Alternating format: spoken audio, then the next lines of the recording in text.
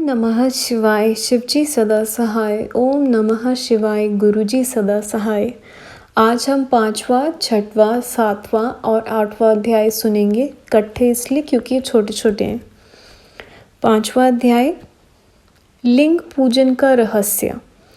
इससे पिछले अध्याय में श्री सूत जी से कुछ ब्राह्मण पूछ रहे हैं कि जो शिवजी महाराज का कीर्तन, मनन, चिंतन, श्रवण ना कर पाए, वो इस चीज़ को करने में समर्थ ना हो, तो उनके लिए मोक्ष का क्या रास्ता है। तो अब श्री सूत जी उसका जवाब देने लगे हैं। श्री सूत जी बोले, हे महर्षियों, जो प्राणी भगवान शिव की इस परम पुनीत कथा का श्रवण, कीर्तन, मनन करने में समर्थ ना हो, उसे यही उचित है कि वह भगवान शिव के लिंग की स्थापना करे और नित्य उस लिंग का पूजन करे, तो वह सहज ही भव सागर से तर जाएगा। तब मुनियों ने पूछा, सो कैसे? इस प्रकार समस्त देवताओं का पूजन कैसे संभव है और लिंगेश्वर के द्वारा शिव पूजन कैसे संभव है? श्री सूत जी बोले, हे ऋषीश्वरों, इस भेद को स्वयं महादेव जी ने प्रकट किया। मैंने अपने गुरु महर्षि वेदव्यास जी से यही सुना है कि शिव जी का एक रूप निष्कल है। क्योंकि भगवान शिव समस्त कलाओं से युक्त हैं, इस कारण उनका साकार बेर स्वरूप भी हो जाता है और साकार और निराकार स्वरूप के ही कारण वे ब्रह्म संज्ञक भी हैं। यही कारण है उनके दोनों स्वरूप पूजे जाते हैं। अन्य देवताओं में यह तत्व नहीं है, इसी से वह निष्कल रूप में नहीं पूजे जाते। यह ब्रह्मा पद केवल शंकर जी को प्राप्त है। वेदांतर ओम के प्रणव के लिए भी श्री सनत कुमार जी ने नंदीश्वर जी से प्रश्न किया था। उन्होंने उत्तर में कहा, केवल शिव जी ही इस प्रकार पूजन के अधिकारी हैं। कला युक्त सदाशिव का बेर पूजन लोग सम्मत हैं और वेदों ने इसकी आज्ञा दी है। जब सनत कुमार जी ने लिंगेश्वर की उत्पत्ति के विषय में पूछा, तो उत्तर में नंदीश्वर बोले, पूर्व समय जब ब्रह्मा जी और विष्णु जी का युद्ध हुआ था, तब निष्कल शिव जी ने स्तंभ स्वरूप में प्रकट हो सृष्टि की रक्षा की। उसी समय में सदाशिव का निष्कल लिंग और सकल बेर जगत में प्रचलित हुआ। बेर मात्र को देवताओं ने अपना लिया, इस कारण शिव जी के अलावा बेर लिंग से देवताओं का भी पूजन होने लगा। वही उसका फल देने वाला हुआ, किंतु भगवान शिव जी के लिंग तथा बेर दोनों की पूजन की योग्य हुए और उसके फल स्वरूप भोग और मोक्ष दोनों ही प्राप्त होने लगे। 6वां अध्याय, ब्रह्मा विष्णु युद्ध। श्री नंदीश्वर बोले, एक समय विष्णु जी श्री लक्ष्मी जी के साथ शेषशय्या पर शयन कर रहे थे। तब ब्रह्मा वेत्वाओं में श्रेष्ठ ब्रह्मा जी वहां जा पहुंचे और विष्णु जी से कहने लगे, हे पुत्र, उठ, मुझे देख, मैं तेरा ईश्वर आया हूँ। इस पर विष्णु जी के भीतर क्रोध तो हुआ, परंतु उसे दबाकर उन्होंने ब्रह्मा जी से कहा कि हे पुत्र, तुम्हारा कल्याण हो, आओ बैठो, मैं तुम्हारा पिता हूँ। तुम्हारा मुख टेढ़ा क्यों हो गया है? इस पर ब्रह्मा जी ने कहा, समय के फेर से मैं तुम्हें अभिमान हो गया है। हे पुत्र, मैं तुम्हारा रक्षक और समस्त जगत का पितामह हूँ। विष्णु जी ने कहा, रे नीच, तू अपना बड़प्पन क्या दिखाता है? सारा जगत तो मुझ में निवास करता है, तू मेरे नाभि कमल से प्रकट मुझसे ही ऐसी बातें करता है। जब इस प्रकार रजोगुण से मुग्ध उन दोनों महानुभावों में विवाद होने लगा, तब वह दोनों अपने को प्रभु कहते कहते एक दूसरे का वध करने पर उद्यत हो गए और युद्ध छिड़ गया। हंस और गरुड़ पर बैठे दोनों देवता परस्पर युद्ध करने लगे, उनके वाहन भी लड़ने लगे। ब्रह्मा जी के वक्ष स्थल में विष्णु जी ने अनेकों अस्त्रों का प्रहार कर उन्हें व्याकुल कर दिया। इससे कुपित हो ब्रह्मा जी ने भी उनके वक्ष स्थल पर कई भयानक प्रहार किए। एक दूसरे के प्रति युद्ध से श्रमित दोनों हाँफने लगे। तब विष्णु जी ने ब्रह्मा जी पर महेश्वर अस्त्र चला दिया। इससे ब्रह्मा जी को बड़ी चोट लगी और उन्होंने पाशुपत से विष्णु जी के वक्ष स्थल पर आघात किया। इनके पारस्परिक आघातों से देवता अत्यंत व्याकुल हो उठे और वह बोले, आप दोनों ही अराजकता उत्पन्न करते हैं। यह सारी सृष्टि तो शिव जी की है, जिन त्रिशूलधारी की इच्छा बिना कोई तिनका भी इधर से उधर नहीं कर सकता। हम लोग शिव जी के पास जाते हैं। ऐसा कहकर देवगण चंद्रशेखर श्री महादेव जी के पास गए। महादेव जी अपनी सभा में उमा रहित मणिमय दिव्य सिंहासन पर विराजमान थे। देवताओं ने साष्टांग दंडवत कर नमस्कार किया। 7वां अध्याय शिव निर्णय। उन्हें देख श्री महादेव जी गंभीर वाणी से बोले, हे पुत्रों, तुम कुशल से तो हो। मैंने सुना है कि ब्रह्मा और विष्णु परस्पर युद्ध कर रहे हैं और तुम लोग बड़े दुखी हो। मैं अपने गणों के साथ चलता हूँ, तुम लोग डरो ना।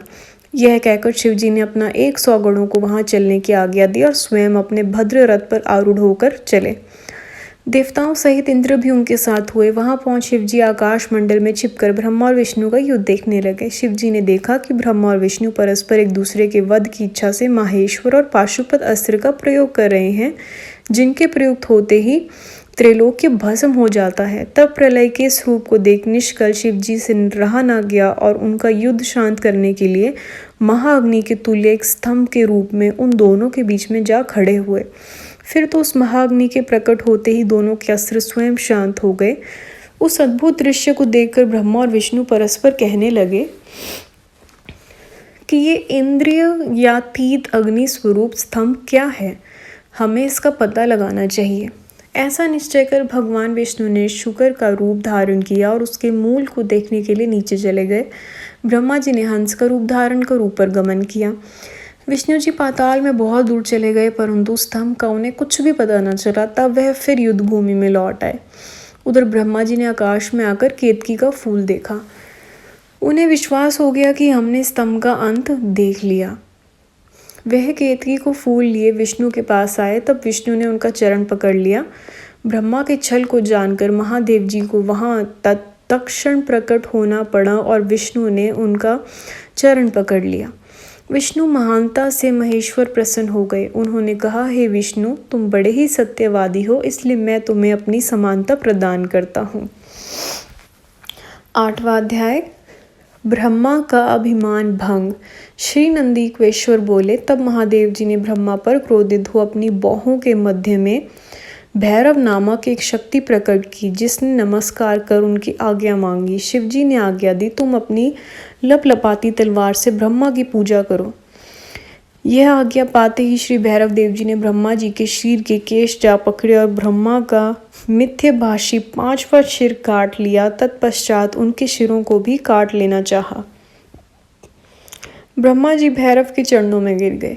यह देख विष्णु ने रोते हुए बालक के समान शिवजी के चरणों का आश्रय लिया और यह प्रार्थना की कि वह प्रारंभ से आप ही ने कृपा कर इन्हें 5वां शीर प्रदान किया था, इसलिए उन्हें क्षमा कर प्रसन्न हो जाइए।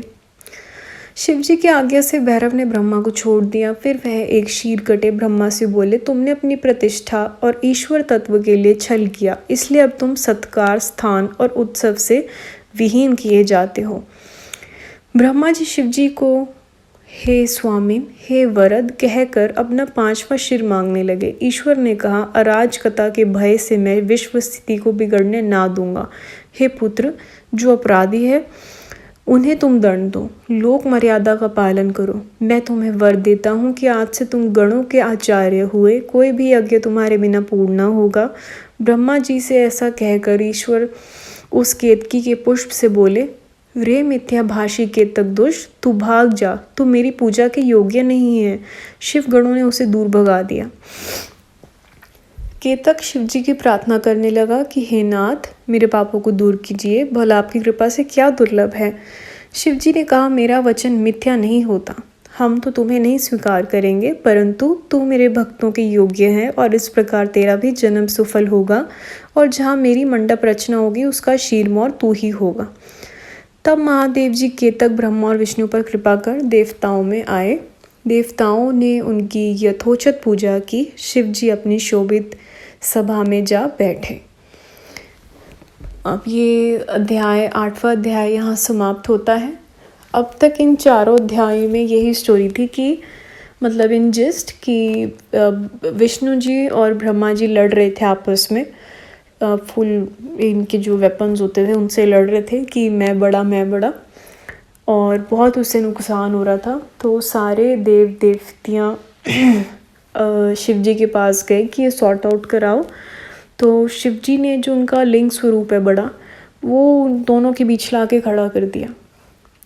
और विष्णु जी नीचे से देखने गए, ब्रह्मा जी ऊपर से देखने गए कि भी देखें इसका स्टार्ट और एंड कहाँ है, पता ही नहीं चल रहा। विष्णु जी को नहीं पता चला, वो वापस आ गए। ब्रह्मा जी को भी नहीं पता चला, बट उन्होंने केतकी फ्लावर, मतलब एक फ्लावर को उन्होंने साथ मिला लिया कि तुम मेरी विटनेस बन जाना कि तुमने स्टार्टिंग देख ली, और इससे हम विष्णु जी को ही प्रूव कर देंगे कि मैं बड़ा हूँ। केतकी फ्लावर मान गया, और बस फिर विष्णु जी को ब्रह्मा जी ने केतकी फ्लावर को विटनेस बना के झूठ बोल दिया कि मुझे तो इनका स्टार्टिंग दिख गया लिंग रूप का, तुम्हें अंत नहीं दिखा, तो मैं बड़ा हो गया। इतने में शिव जी वहाँ अपने रूप में आ गए, और उनको गुस्सा आया ब्रह्मा जी पर कि वो ऐसे छल कर रहे हैं।